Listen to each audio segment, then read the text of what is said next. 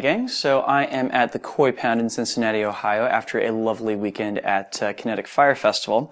I spent a lot of the weekend playing around with Tim Goddard's Tapedeck Toroid framework, and specifically trying to figure out how I could integrate it with a number of other kind of 2D tricks that I love doing, namely things like Zan's Diamond.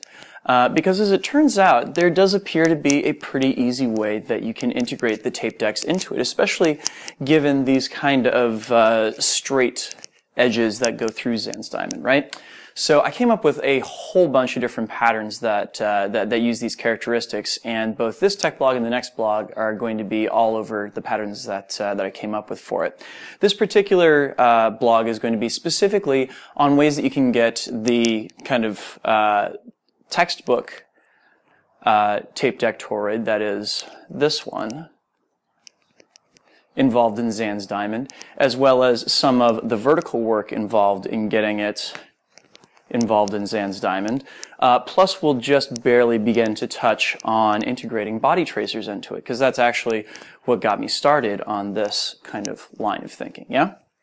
So first and foremost, essentially as I'm thinking about it, tape deck toroids can be really easily integrated into those straight lines that cut Zan's Diamond both vertically and horizontally, right? The first place that I came up with this actually was playing around with the body tracer version of the tape deck toroid, that is this pattern right here that I showed off in my tech blog just a couple weeks ago, and specifically noticing that I could stick the edge of Zan's Diamond on either side of it, and it really lent itself well to that kind of transformation. Which got me wondering about just then using the standard tape deck toroid in its place. So as I'm thinking of it, the standard tape deck toroid is to kind of take this split opposites motion right here and have it be that my orange poi, that is the right-hand poi, is going to take the bottom part, the white poi is going to take the top part, and each of them are going to do an anti-spin pedal out towards the camera. And then coming back, it's going to be the orange, that is the right-hand poi, that's going to take the top part. So it's white on top, orange on top, white on top, orange on top, white on top, orange on top. And of course, we can then pull those verticals in very easily. Woo! That's more of a cap kind of pattern, but you get the idea. Which of course begs the question of what if we take the vertical parts of it too? The vertical parts are a little bit more challenging. They involve kind of starting from a split opposite place, top and bottom, and being able to switch on the sides of it to that tape deck toroid pushing out towards the camera once again, yeah?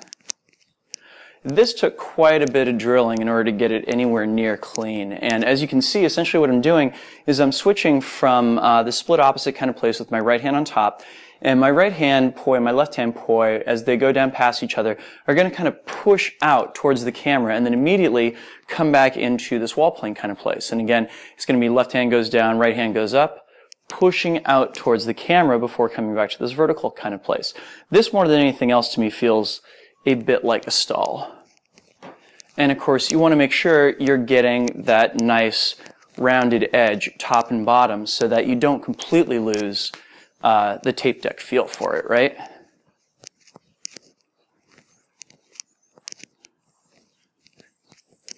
Cool. So now that we've got both of those pieces in place, we can very easily take the tape deck across the center, pop it out, tape deck right down, tape deck across, tape deck through. Like so. Whoops, my brain. Da-dum, da-dum, da-dum, da-dum. So really what this means is that in between all of the corner pieces, we're essentially going anti-spin, but that whenever we reach these top-bottom points, we're switching into that horizontal or vertical tape deck feel, right? So it essentially adds both straight lines and curves to Zan's Diamond. And of course you could do this from the in-spin direction too, but I prefer the way the anti-spin looks. I feel like it's easier to stabilize.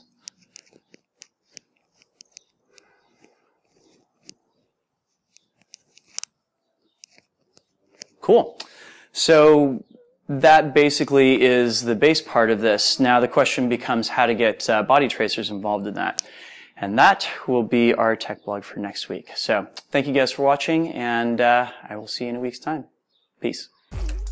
Hi, thanks so much for watching this video. If you haven't already, please subscribe to my channel here on YouTube. Doing so will help other people find my content, and it lets me know that I'm creating videos that are worth seeing. Also, check out my website at drexfactor.com. There, you can purchase sets of poi like the ones I use in my videos, and get access to a great range of written inspirational content, plus which you can subscribe to my videos there in the form of a podcast. Finally, if you go to flowtoys.com, you can enter in my special promo code and get a small discount on your order. Doing these things helps support me in my flow journey, and it means that I can make more videos for you guys. So, thank you in advance for your support.